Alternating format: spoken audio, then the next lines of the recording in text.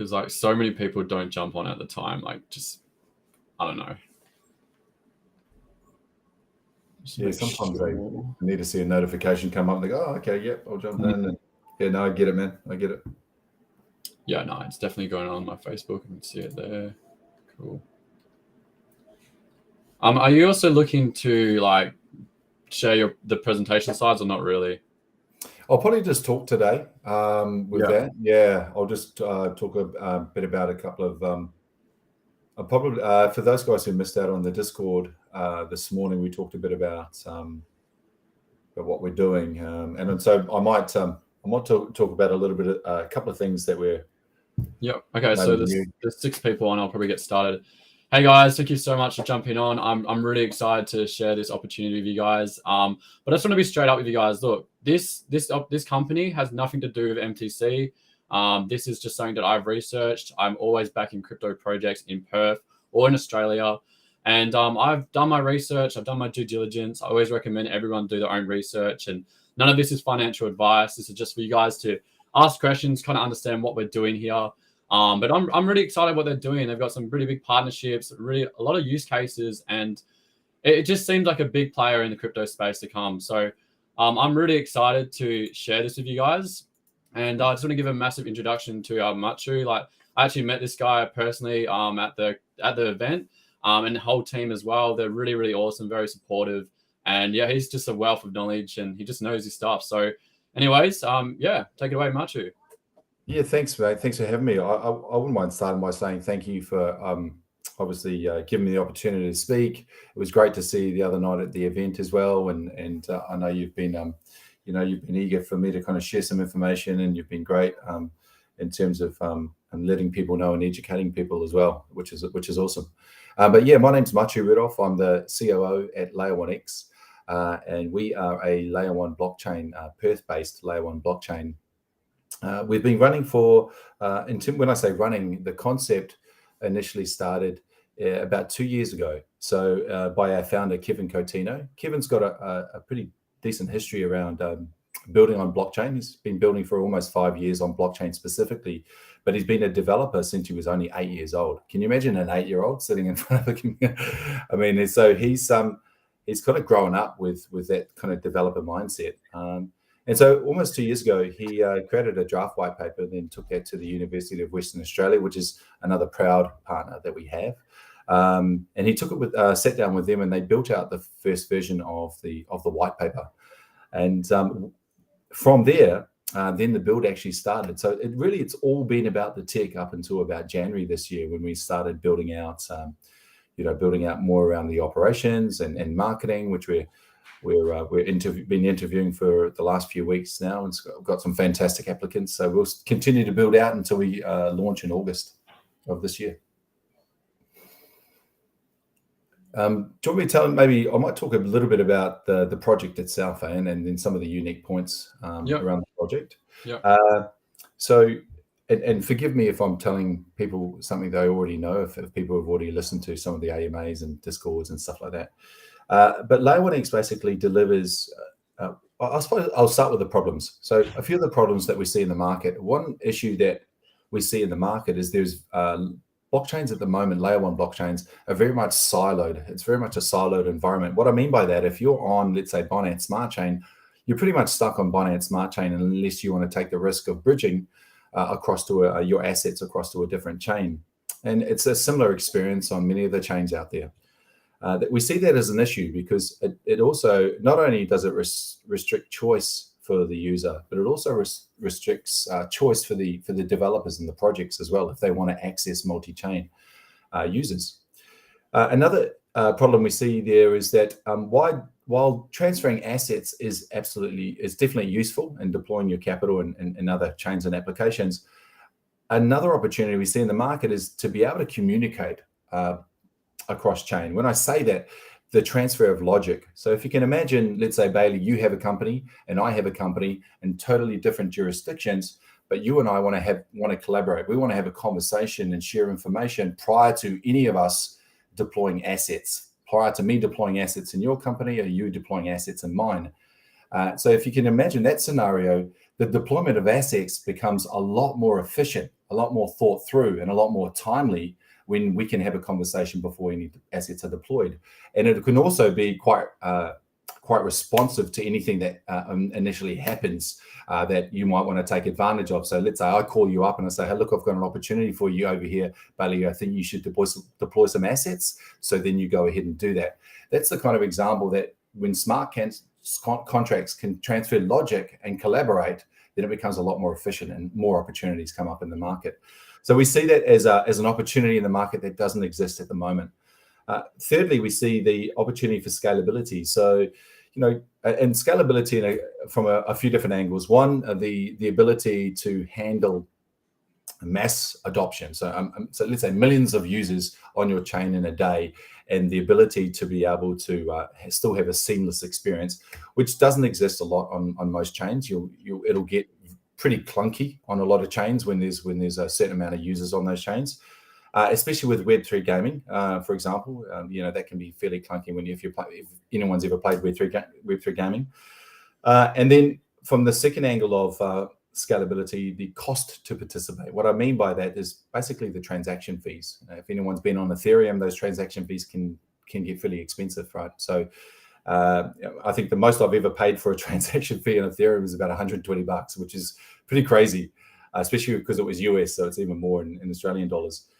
So, that example, it becomes, if that's the cost to participate, even if $5 is the cost to participate, even if 20 cents in some cases is the cost to participate, then it does restrict users from doing a few things. And also it restricts use cases as well. And I can talk a bit more about those.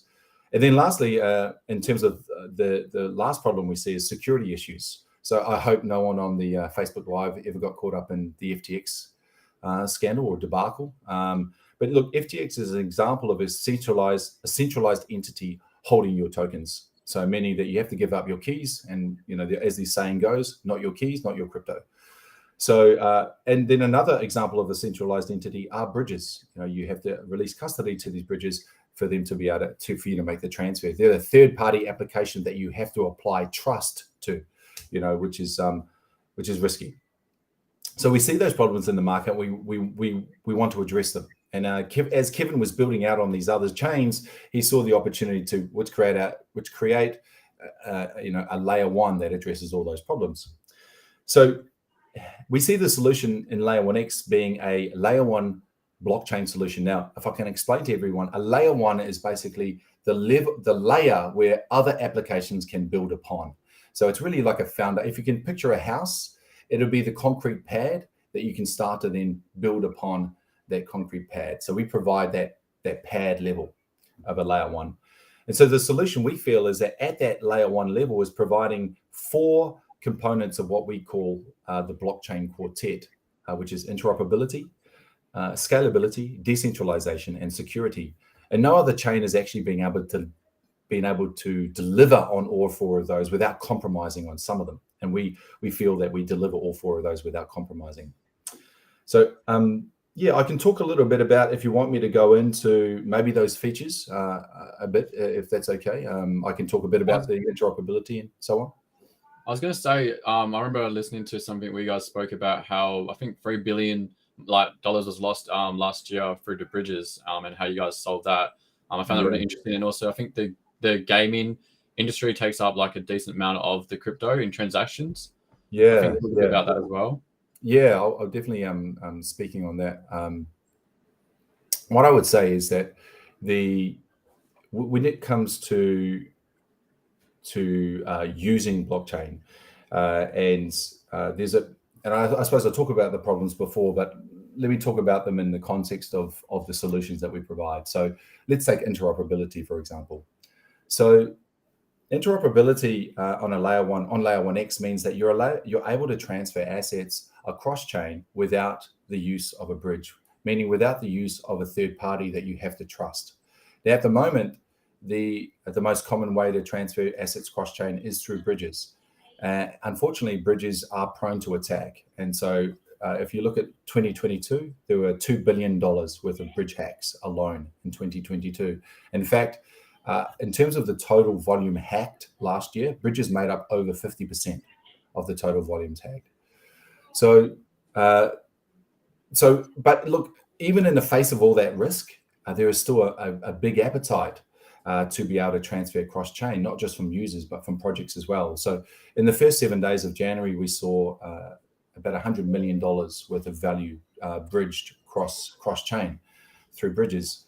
So, there is still the appetite, even though the risk is there. Now, if we can provide an alternative to bridges, which we will when we launch, that is safer, cheaper, and more efficient than a bridge, then you can only imagine what the appetite becomes then when the risk is taken away. It's cheaper to do that, and it's more efficient to do that. And that's through our interoperability, that's what we provide. So in terms of who we're connected with now, in terms of the chains, we've got Ethereum, we've got Binance Smart Chain, we've got Polygon, we've got AVAX, Arbitrum, Optimism, Phantom, and Solana.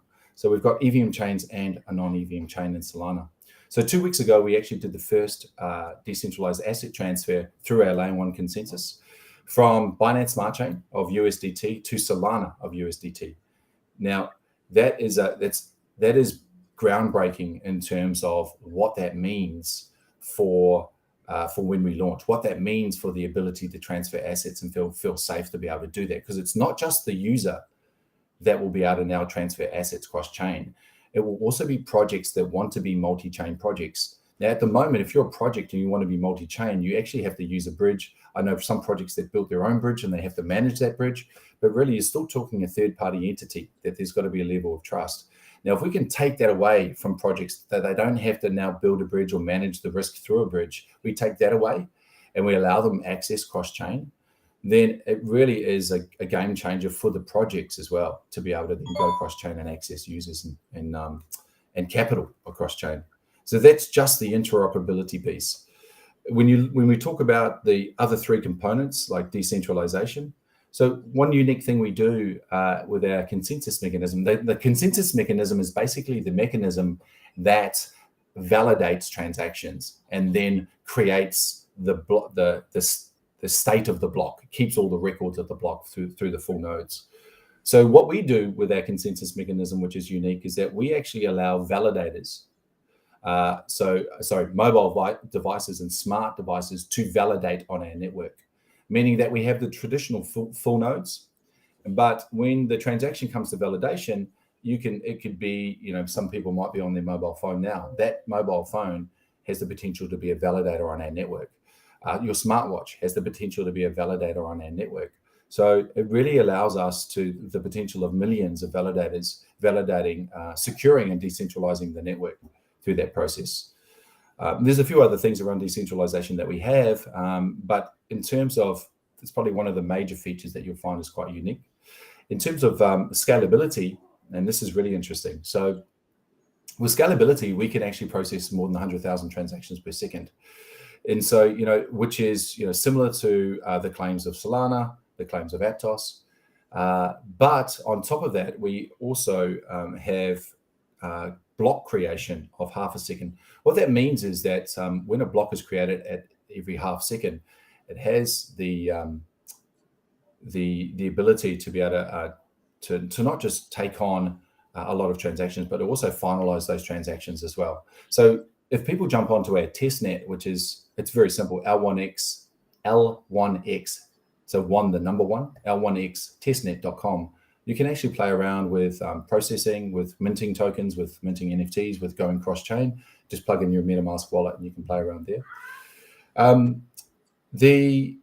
So I just saw a question around the 100K. Yes, it's been tested. So the 100K transactions, we actually did 25,000 transactions in 0.25. So it was in a 25,000. So I think it was almost 26,000 transactions in 0.25 of a second.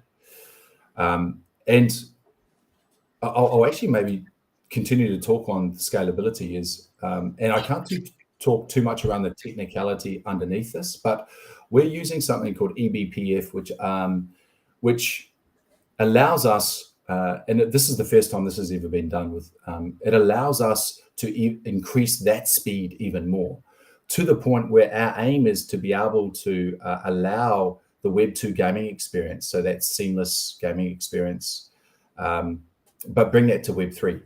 So I know there's other chains that have tried to do that.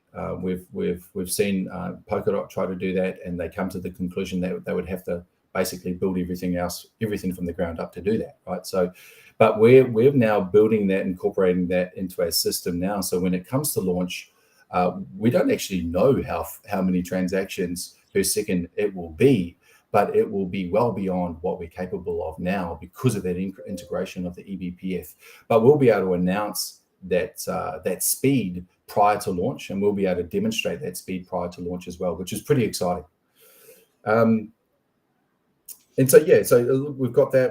And the security measures. So one unique thing around the security that we use is we use homomorphic encryption, which is basically a kind of detailed way of saying that the information that comes through on the transaction is encrypted. So with the homomorphic encryption, it allows you to validate off the encryption, not the information that the encryption holds. So what that means, it just adds another level of security that when the validators go to the full nodes to validate transactions, they're only presenting the encryption rather than the data itself. So it does present a security measure to for the full nodes if the full nodes, if someone's trying to exploit and trying to, exploit the system consensus mechanism via a full node. So there's so many different factors, right? And but ultimately, look to the listeners that you have on today, and ultimately, what we're looking to do is we're looking to provide for the user specifically a simpler, faster, efficient, safer user experience than with more choice than they've ever had before. And we can do that through those 4 components that I mentioned before. Awesome. So should we get straight into the questions, or you want to add more to it? No, that's great. Yeah, if it's really technical, I'll try to answer it, but please forgive me for if it goes deep into technical questions, but I'll do my best. Yeah. Should we start from the bottom or from the top? I think we start from the bottom. Now we're here, right? Yeah. Okay. So, someone asked. I think you've answered this. How do you plan to get traction compared to, say, Atom, like Cosmos? Yeah, it's a really good question. Well, let's talk about this because we offer something fairly unique that a lot of other layer ones don't offer. In terms of, there are 2 avenues of adoption through layer 1x. The first avenue is traditional, right, where you've got projects building on us and users using us and adopting projects and applications and the chain itself. So you've got that traditional sense of adoption, which every layer 1 has. Then the second avenue of adoption is the interoperability piece, because you don't actually have to adopt layer 1x by building on us. You can actually adopt us by just using our interoperability. So what you'll find is that as we move towards launch, we will have demonstrations and we'll be talking with those major chains that we're already connected with: Ethereum, Binance, AVAX, Matic, so Polygon, to give them a heads up on, hey, this is what's coming and this is how best you can leverage that interoperability. And it'll probably be of more interest to the applications on those chains to find out what they can do and get prepared. So but this is how I see it. If you've got an application, or if you've got a layer 1 that allows you to go cross chain without bridging, that is cheaper, faster, more efficient than any other alternative, then if you're not a chain in that web, then you're going to be missing out. Can you imagine if every one of those 8 chains, including us, now that we're in that layer 1x web, that we can now transfer logic, transfer assets without the need for bridges? Imagine the capital efficiency just within that group there. So what we're going to be doing is we'll be opening up, probably sometime in April, opening up an application process where other chains can apply. So Near Protocol, Cosmos, Polkadot, Ripple, whoever it is, can apply to be part of that web and then go into the queue for us to then connect to them next. Because it'll get to a place that as we continue to build on, it's either you're in the web or you're out, right? Yeah. And if you're out, then you're probably going to struggle to really get capital efficient solutions on your chain if you don't have that interoperability. Yep. Okay, so this question, I don't know if you can answer, but I'll just chuck it up now.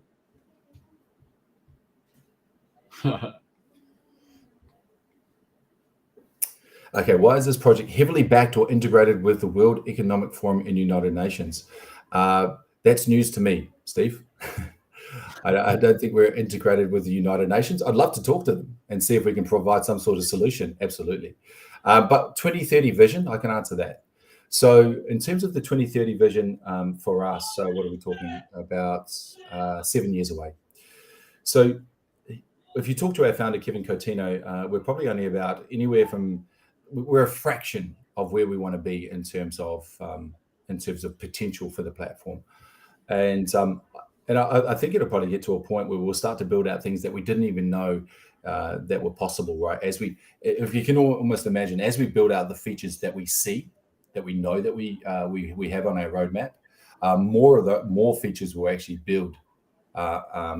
We'll see more opportunities to build more features as we go. But if you can imagine where we're heading, really, is we will be. Our aim is to provide a platform where we will be basically the internet of blockchain. So where you can actually directly place your browser onto the Web3, onto Web3, and have all the benefits of Web3 in terms of asset ownership, and but have the user experience of Web2, and the interoperability piece will play a big part in that as well. Awesome. All right, let's go to the next question.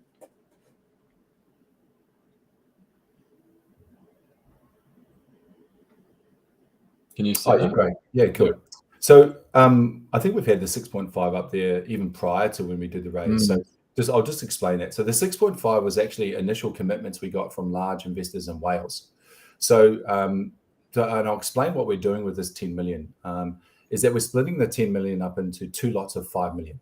So the 5 million is going towards large investors, Wales, potential VCs. So we've put that aside for them, and that 6.5 is probably old. We've actually got appetite from them for over 10 million for that 5 million piece. So that's where after the 31st of March, that's where we'll be sitting back down at the table with some of those, and then allocating in terms of, maybe it won't be just based on the amount of money they can give us. What else can they give us in terms of network, other support? So we split the 10 million into two pieces, 5 million to the large investor. The second 5 million will go, is now on offer in this private sale that we're running. So the private sale has been running for about a month now, where the everyday crypto enthusiast, the everyday investor, crypto enthusiast can actually get a piece at this level, which actually is normally reserved for, VCs and large investors. So anywhere from as little as $100 you can actually invest. And I think, Bailey, you've got a link as well, if anyone's interested, to a maximum of 50,000. So what we decided to do is we put 5 million aside for the small investor. We're currently just exceeded 4 million from the small investor side, and that's through multiple avenues, whether we received term sheets directly, or they've gone onto the site to pay, or we've got another AdDex partnership. They're raising money as well. So for Layer1X. So the good news is that it really didn't matter what we raised in the smaller investor round. We just put it out there because we wanted an opportunity for people to have a shot. Because once this finishes, we'll go back to our large VCs, large whales, large investors, and then we'll just allocate to them whatever's left over. A second benefit of us going out to the smaller investor is one, to give them a shot, an opportunity that maybe they would never normally get. But two, is to the more wallet holders we have, so these L1X wallet holders, because that's where you'll get your tokens, the more validators we have at launch. So the validation happens through, if you've got an L1X wallet, an L1X wallet will allow you unconsciously to be a validator. You're automatically a validator, and if you're randomly selected to validate a transaction, then you will be rewarded. So it's very simple. Yeah. Someone asked how much if the VC allocation is actually secured in the bank rather than a soft commitment. We have we have 5 million, right, in bank, right? We have 5 million in bank.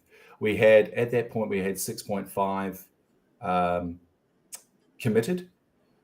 So from them, so we had over the 5 million that we wanted to commit to them. However, so what we have no doubt, we're very, very comfortable in terms of whatever's left over from this sale, that we will get them. However, look, when I say we've got that 5 million in bank, we have agreements with these VCs to scale back. So, there's a couple of VCs that we have some, also large investors as well, that we have a pretty solid relationship with them. So they know that if there comes time that they will be scaled back. Because look, just to let you know, the max holding ideally that we want any particular individual or entity to hold is $1 million out of this private sale. So we will look to see if there is if we've currently got large investors that have more than that, then we will look to scale them back. We have plenty of appetite where we can distribute it. So I suppose we're fairly lucky when it comes to that. Awesome. Okay, next question.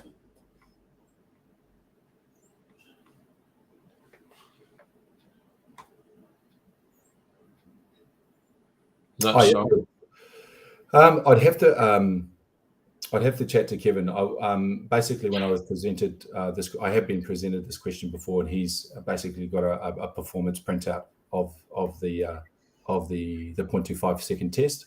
Awesome. But the good thing is we'll continue to stress test. I think what you'll see from us is that when we get the eBPF up and running as well, we'll do another demonstration of that, and then obviously stress test that out as well, so we can show people. But yeah, I can't. I do know that we've got a proof of the 0.25 seconds that we've tested, but I don't know the extent of the testing behind that as well. Yeah, no problem.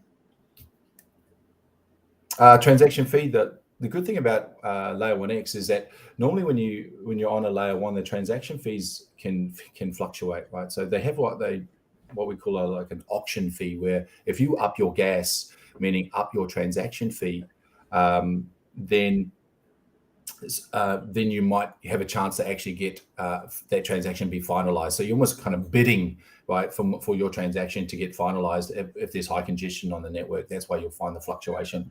So what we've done is we've actually put an upper bound, so a max limit, which is priced at 1 cent. So at the base level, and I'll kind of explain this transaction fee because there's maybe a little bit of gray area around it. So let me turn the light on. I think it's getting dark here.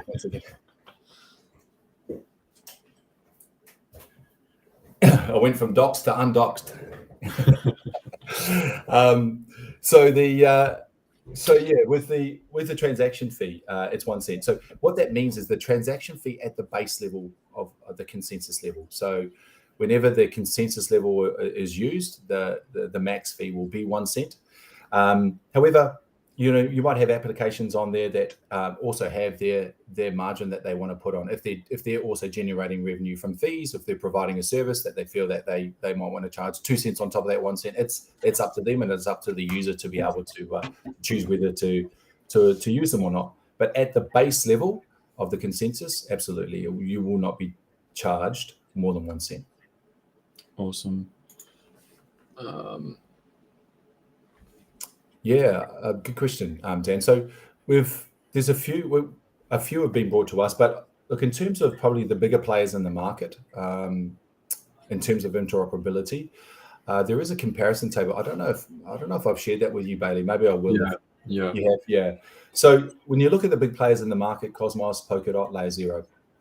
So there is a comparison table out there that basically shows the difference between what we can do and what they can't do. But look, I'll talk about, let's say, Cosmos, for example.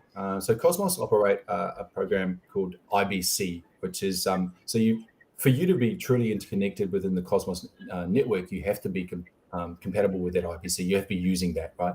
So you can still go outside of the IBC network, let's call it, but you have to use a bridge. So you've then got a bridge out from there. So it's almost like a closed loop network. And Polkadot is very similar. They've got their parachains, so they're kind of building their own chains out to create an ecosystem in themselves.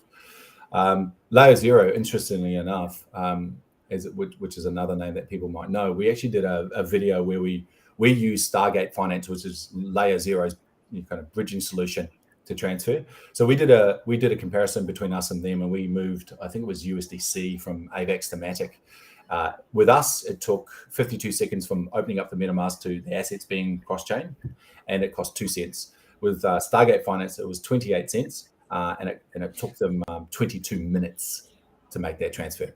So I suppose that's a real life example of the difference between us and them. Yeah, why did it cost 2 cents though? Because that's a really good question. So when you're transferring cross-chain, you're still using the validation and the consensus mechanism of the source and destination chains. So if it's EVM to EVM, most of the fee will be sitting in the source chain. But so with us, it's only 1 cent, but you're still going to have to pay the Matic fees or the Ethereum fees or the Binance Smart Chain fees that apply if you're sending from them, because you're still having to use their consensus mechanism prior to using ours, because it's got to get processed in their network first. Awesome. Oh yeah, perfect. So with us, we will definitely be having a launch DEX. So we'll be definitely launching on the DEX. In terms of the centralized exchanges, we're reserving the right to wait to see what the landscape is like with centralized exchanges. There's a few centralized exchanges that have got in a bit of trouble lately. And so before we make any commitments to any centralized exchange, we're just gonna hold back and see what the lay of the land is, especially with what's happening with the SEC at the moment. So, but absolutely, we will be having a launch DEX, and that will be one place we can guarantee that we'll be launching from on that DEX.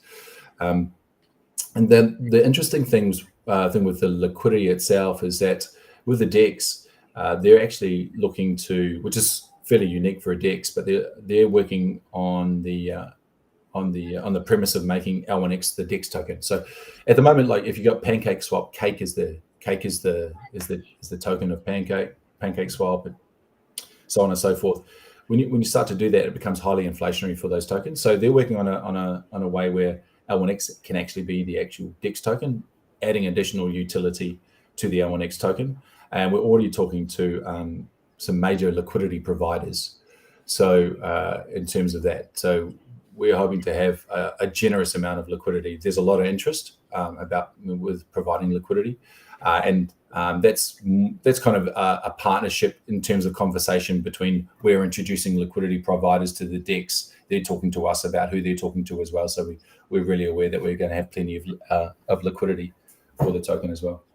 Awesome. I'm not sure if you're able to answer this, but if you can, it'd be cool. Okay, yeah, I'll try, Kyle. Kyle's developer knowledge might be a bit better than mine, but the validator system handle by phone farms when it comes to brute force or exploit, particularly at launch from that farm. Okay, cool. So look, I'll try to answer this in terms of what I know around the consensus mechanism. So with that consensus mechanism, what happens is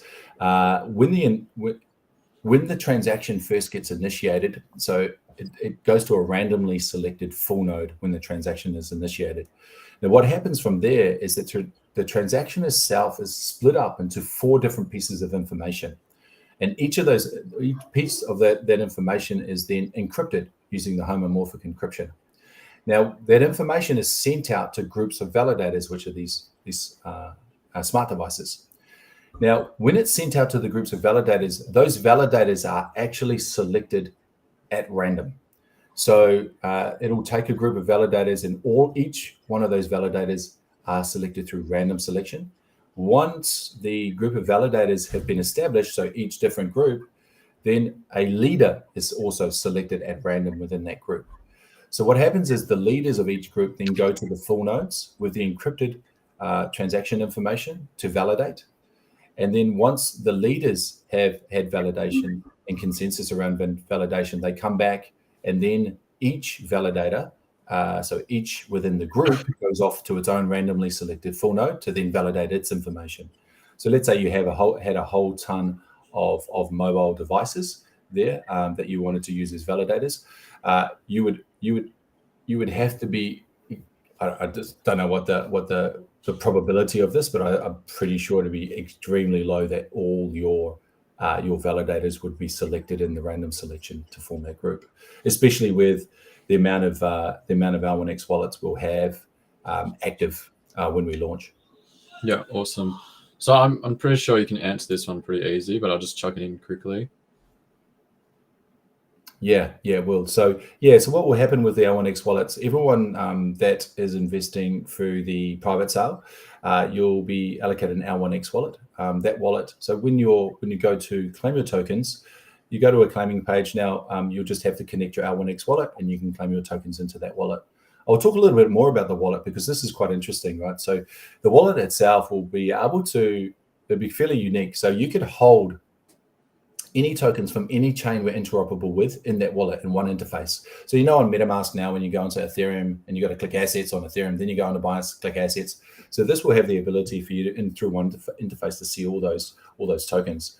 Not only that, but the L1X wallet will allow you the ability to use the L1X token for gas on any chain. So no longer do you need BNB for Binance Smart Chain, Ethereum for Ethereum, Phantom for Phantom. You can just hold L1X token in your wallet and you'll be able to transact on any of those chains, making it a much simpler process. I don't know if you've ever been caught transferring maybe USDC to another chain. You don't have the gas fee token.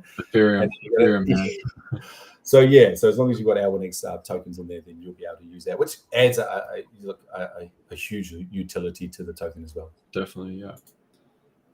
I don't know how much longer you can be on here, but there's a few questions. Look, I'll probably got maybe another 15 minutes, and I'm more than happy to stay on till then. So apologies if I don't get to all of them. And look, I thank you everyone for jumping on and wanting to find out more as well. And you know what, the fact that I'm probably talking to a Perth crew is close to my heart. We're a Perth-based company, so if I can give some time to educate people while the private sale is still on. I think my son just went past the window. I'll do that. So the vesting period, for the private sale is 15 months. What vesting means is that it's basically the period where the tokens will be allocated over. So 15 months vesting period. So our mainnet launch, it will be in August. And so straight on launch, you'll automatically be able to get your first amount of tokens. So it's vested for 15 months at 1/15th each month. So at launch, you'll automatically be able to claim your first 1/15th of the token allocation. And then each month after that, you'll be able to claim 1/15th all up until month 15, where you'll have all your tokens allocated as well. And then you'll have the opportunity, we'll probably have a button where you can claim and stake. Because let's say you see that there's opportunity for continued depreciation on the token and you want to hold it, then you might as well put it to good use, and you'll have staking opportunities on the full nodes, or you'll have staking opportunities within the DEX as well to earn while you're holding as well, which is quite cool. That's awesome. Okay, this one's a pretty cool question. Okay, can you please explain admin's access to public keys? Admin's access to public keys. What part of the white paper is that on? I can't, but what I will do, if you can send me that question, I will find the answer out for Emma, and I'll return that answer to you, and you can share that. Apologies, Emma. I'll just find out a little bit. That's all good. I'll definitely send it to her. Yeah. Just saw something. This one's a question that everyone's probably wants to know, but yeah. So a premium wallet is defined at the moment by the NFT that's going to be the first NFT. So what we're doing is we're releasing a series of NFTs called the Historical X collection, right? And so every time we do some groundbreaking, we break through some groundbreaking milestone, we'll create an NFT to commemorate it as well.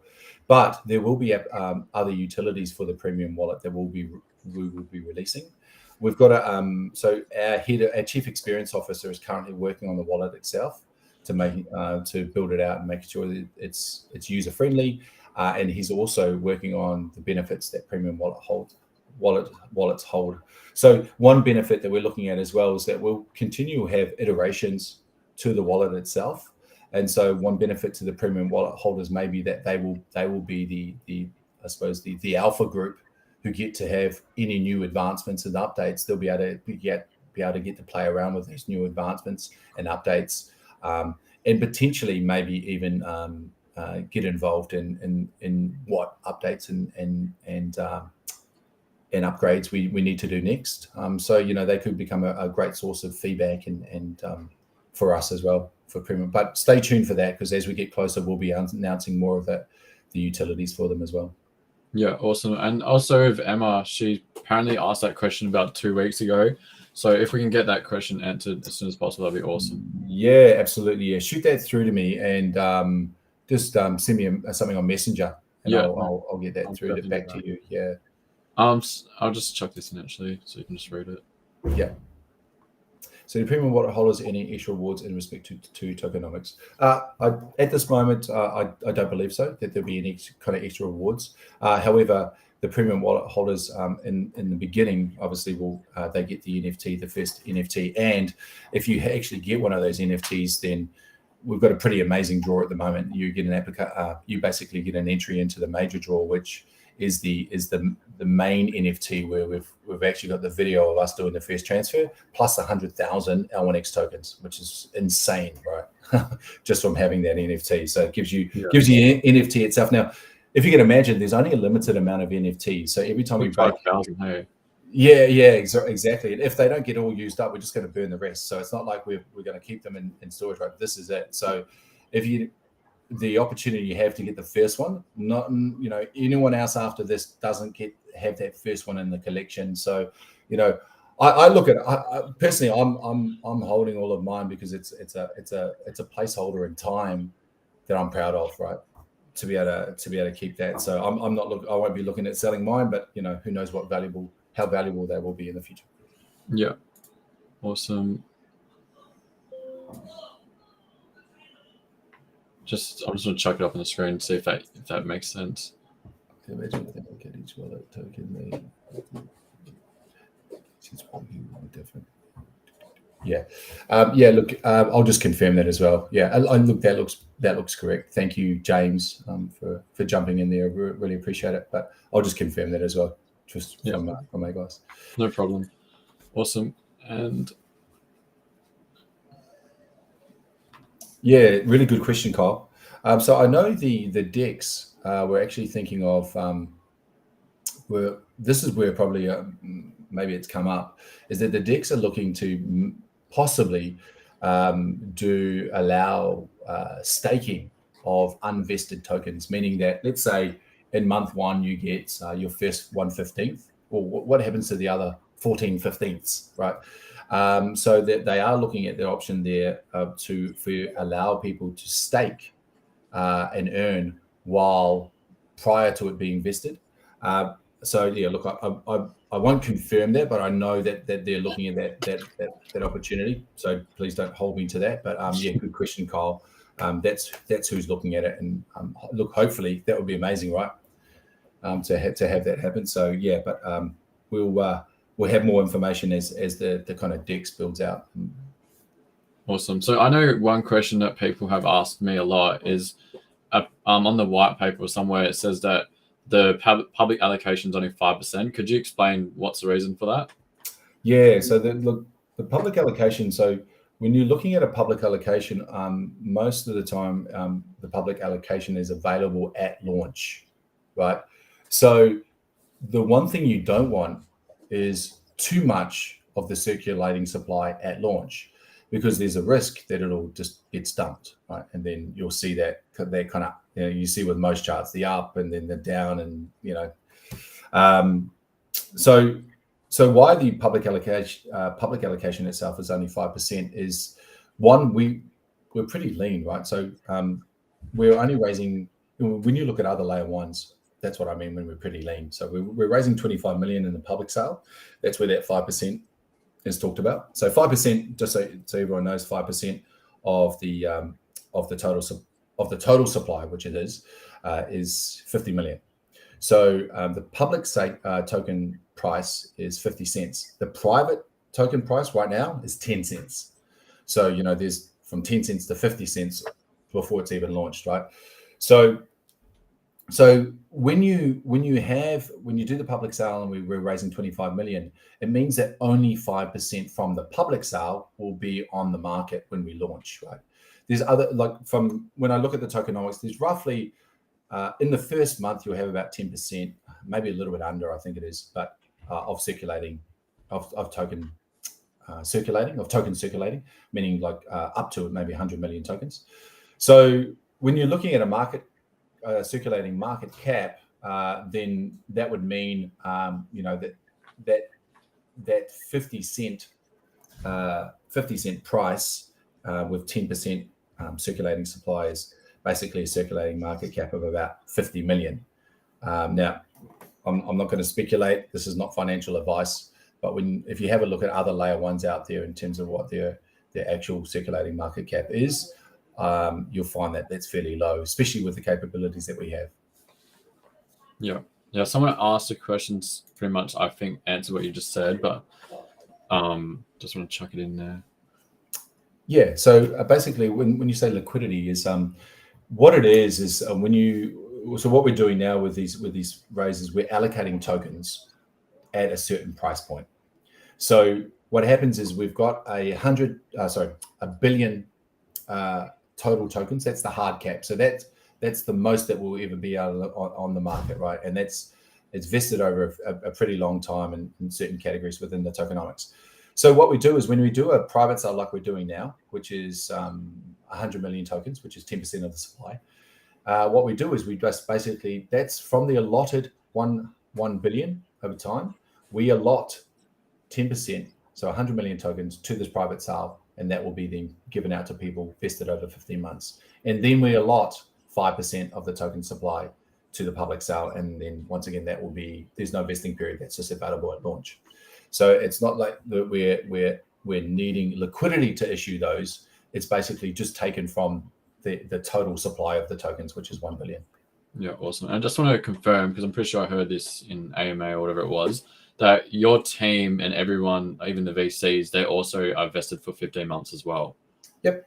Everyone's vested. So that team, and when you look at the allocation there, the team allocation, it's not just the team allocation, it's the team allocation and the seed investors. So the seed investors, I think it was roughly about 1.8 million that was raised from the seed investors last year. So that say I think it's 25%. That's split amongst the seed investors and the team. Yeah. I don't know what. I mean, it can happen, I guess. They were wondering if you have like a layer 1X crypto card. Like debit card. Well, funnily enough, we are talking to a few different on-ramp options. It's a tricky kind of thing to navigate with all the regulatory kind of rules around it. But we are actually talking to a few different suppliers for on-ramping and off-ramping.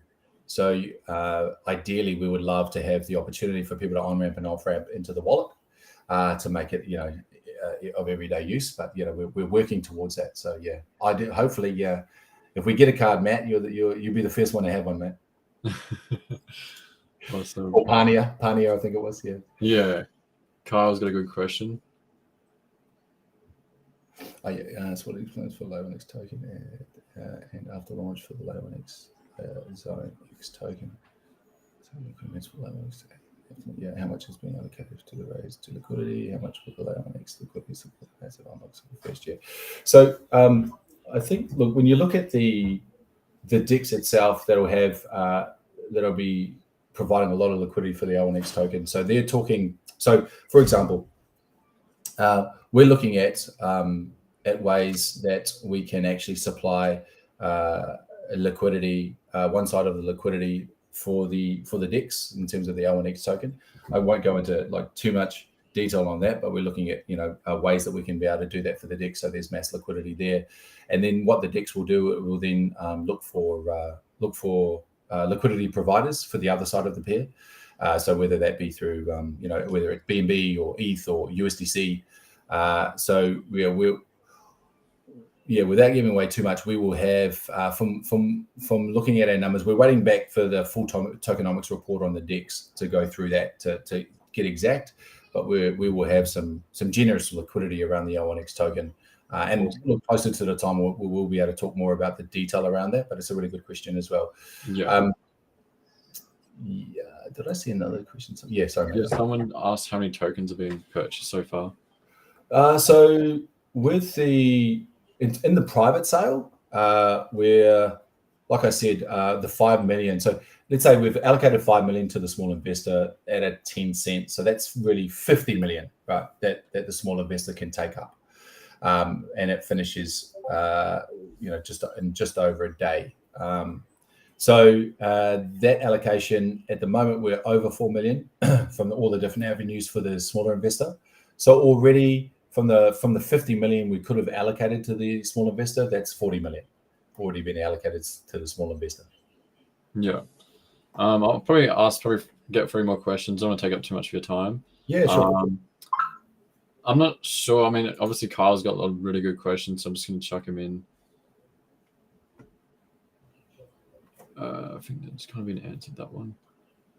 Oh yeah, no. So yeah. So what I meant by we're only needing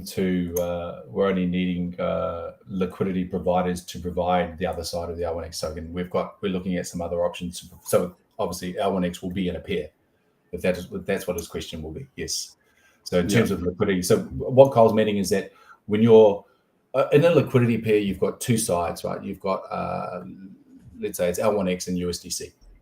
So what happens when you pair them up, and let's say you want to sell one side of the pair, let's say you want to sell L1X, then the amount of impact that has on the price is determined by how much liquidity you have. So let's say you want to sell $100 worth of L1X token and you've got $1 million of liquidity there, then that's going to have a very small impact on the price of L1X, because what happens there is that you put L1X back into the pair and you take out USDC from the other side, right? When you're doing that.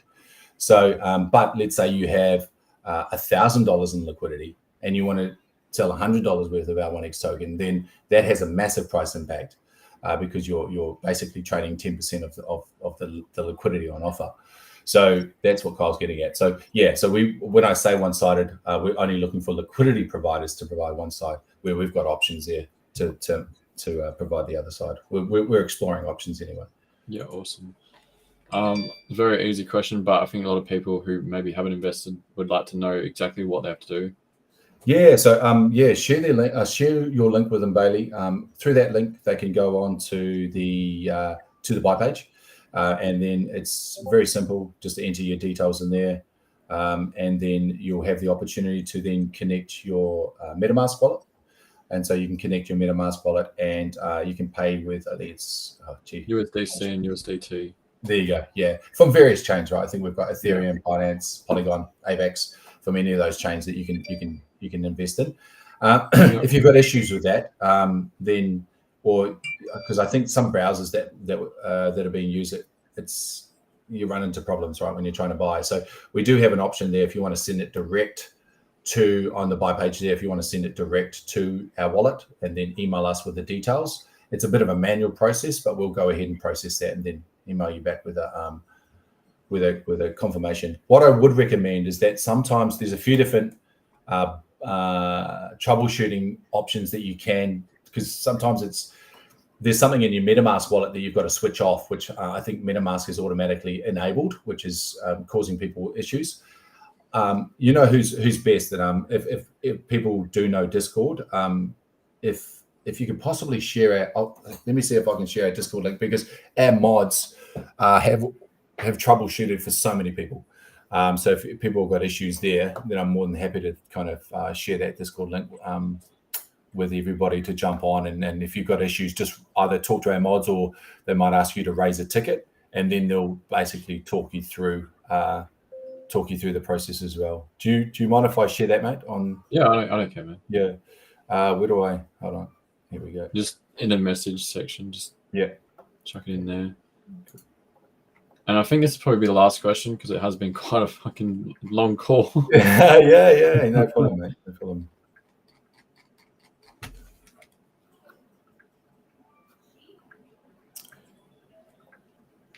I've only got access to the private. Well, from what I can see, it just might be my lack of knowledge around. So I might send it to you in our chat, the Discord link, and then if you can put it in. Oh, yeah. Okay, cool. Yeah, sorry.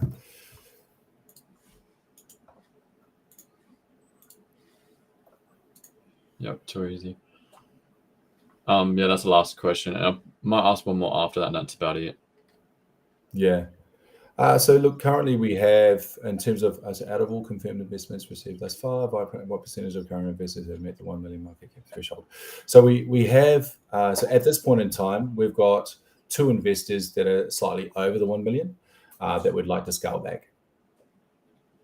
Yep, awesome. And I know a lot of people are asking this question, so I just want to obviously ask it on here. A lot of people just, for some reason, don't believe that UWA is partnered with Layer 1X. Like, could you confirm that with everyone here?